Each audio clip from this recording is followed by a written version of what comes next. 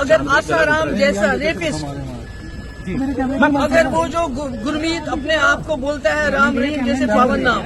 اگر وہ بلاتکاری ہونے کے ساتھ ساتھ ایک مرڈر ہے، اس کو آپ چھوڑ سکتے ہو کہ جو ہمارے قیدی ہیں جن کا بھی کوئی کیس پروو نہیں ہوا ہے، جن کے لیے عدالتی کارروائی ان کی سزا بن چکی ہے، جو باہر کے جیلوں میں پچھلے 6-7 سال سے سڑ رہے ہیں، مشکل حالات میں ہیں، ان کے گھر والوں نے ان کی زمین مکان سب بیچ کے ان کا کیس لڑتے ہیں، پر پھر بھی ان کی رہائی نہیں ہو رہی ہے۔ تو میری جیسے میں نے پہلے کہا کہ ہم جب ہر دروازے سے نا امید ہو گئے ہیں تو ہم اس دروازے پہ آئے ہیں، اور چونکہ وہ لوگ جو 3-3.5 ہزار لوگ جیلوں میں ہیں وہ غریب ہیں، بے بس ہیں، بے کس ہیں، وہ خود اپنا کیس نہیں لڑ سکتے ہیں، اس لیے مجھے آ کے ان کا کیس لڑنے کی آپ کے امیدوں کے تو یہ آخری دروازہ ہے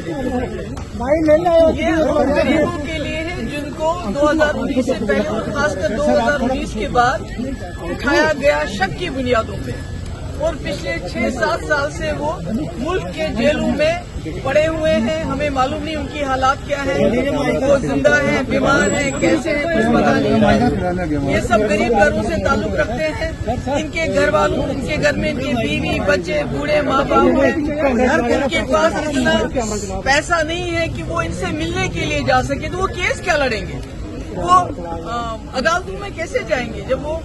اپنا ملنے ہی نہیں جا سکتے، ان سے ملاقات نہیں کر سکتے؟ تو اس لیے میں مجبور ہو کے میں نے یہاں پر یہ پبلک بل یہاں فائل کی ہے، یہ سوچ کے کہ جو غریب ہے، جو خود اپنا کیس نہیں لڑ سکتا ہے، کیونکہ عدالت اس کو کہتے ہیں کہ انصاف کا مندر ہے، تو میں آئی ہوں، میں امید کرتی ہوں جتنے بھی انڈر ٹرائلز باہر ہیں جن کے خلاف ابھی کوئی جرم پروو نہیں ہوا ہے،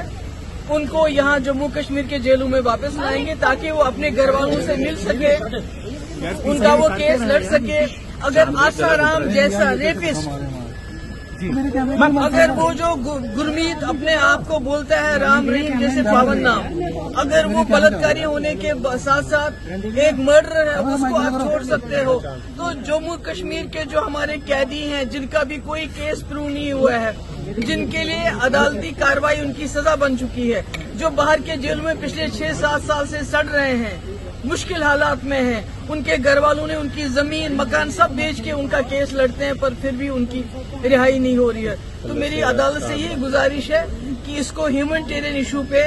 لے کے ٹیکنیکلٹیز میں نہ جائیں، ان کو آرڈر دیں سرکار کو کہ ان کو یہاں لائیں، اور تب تک ان کی فیملیز کو 20-20, 25-25 ہزار روپے دیں جب بھی ان کو وہاں ملک کے جیلوں میں جانا ہو ان کے کیس لڑنے۔ دیکھیے عدالت میں تو آپ کو پتہ ہے 2 تاریخ ملی ہے، مگر مجھے امید ہے جیسے میں نے پہلے کہا کہ ہم جب ہر دروازے سے نا امید ہو گئے ہیں تو ہم اس دروازے پہ آئے ہیں، اور چونکہ وہ لوگ جو 3-3.5 ہزار لوگ جیلوں میں ہیں وہ غریب ہیں، بے بس ہیں، بے کس ہیں، وہ خود اپنا کیس نہیں لڑ سکتے ہیں، اس لیے مجھے آ کے ان کا کیس لڑنے کی